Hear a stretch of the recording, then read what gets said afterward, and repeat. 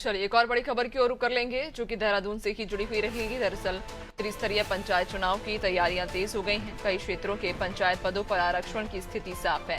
आरक्षण प्रस्तावों पर आपत्तियां लगी थी, पहले से कवायद भी की जा रही थी। तो त्रिस्तरीय पंचायत चुनाव को लेकर तैयारियां तेज हो गई हैं। कई क्षेत्रों के पंचायत पदों पर आरक्षण की स्थिति साफ हो गई है। आरक्षण प्रस्तावों पर फिलहाल आपत्तियां लगी थी, जहां पहले से ही कवायद अब की जा रही थी। तो त्रिस्तरीय पंचायत चुनाव को लेकर तैयारियां अब तेज हो गई हैं। ज्यादा जानकारी लेंगे, सहयोगी सोनू लगातार हमारे साथ बने हुए हैं।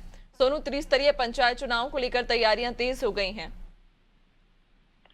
देखिए नैन्सी, कुछ समय पहले से ही ये कवायद शुरू हुई है। समय पर त्रिस्तरीय पंचायत चुनाव नहीं हो पाए हैं और अब विभागीय स्तर पर लगातार प्रयास किए जा रहे हैं।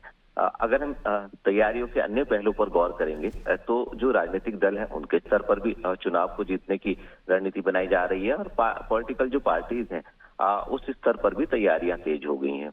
राज्य निर्वाचन आयोग जो है, जो चुनाव से संबंधित जो व्यवस्थाएं हैं उनको व्यवस्थित करने की कवायद में जुटा हुआ। शासन स्तर की जहां तक बात है, हाल ही में विभाग के जो सचिव है उन्होंने सभी जो उत्तराखंड के 12 जनपद हैं हरिद्वार को छोड़ के, इन सभी जिलों के जिलाधिकारियों को अधिसूचना जारी कर ये कहा था कि जो आरक्षण की व्यवस्था है उस पर आपत्तियां लें। जो भी जिन जिन क्षेत्रों के जनप्रतिनिधि हैं या समाज से जुड़े जो लोग हैं वो अपनी आपत्तियां देंगे, सुझाव देंगे और उनका निस्तारण कर अंतिम आरक्षण की जो सूची है उसको जारी किया जाए। देर रात इस सूची को जारी कर दिया गया है।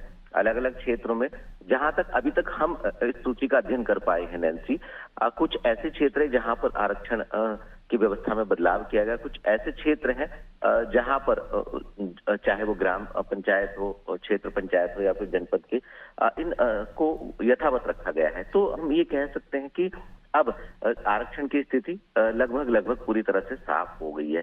अब आने वाले समय में हम देखेंगे जो अन्य प्रक्रिया, खास तौर से जो चुनाव से संबंधित विभागीय स्तर पर जिस शासकीय प्रक्रिया को किया जाना वो आगे बढ़ेगी और राज्य निर्वाचन आयोग के स्तर से भी आने वाले समय में हम देख पाएंगे कि जो चुनाव की तिथि है वो घोषित हो पाएंगी। तो लगातार प्रयास किए जा रहे हैं। जनपद स्तर से जो आपत्तियां आनी थी उनका निस्तारण किया गया है। बड़ी संख्या में आपत्तियां आई हैं।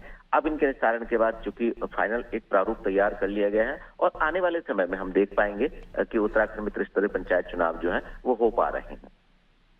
बिल्कुल, यानी कि अब त्रिस्तरीय पंचायत चुनाव को लेकर तैयारियां तेज की जा चुकी हैं, चूंकि कई क्षेत्रों के पंचायत पदों पर आरक्षण की जो स्थिति है उस पर फिलहाल संशय था, लेकिन अब ये स्थिति साफ हो गई है।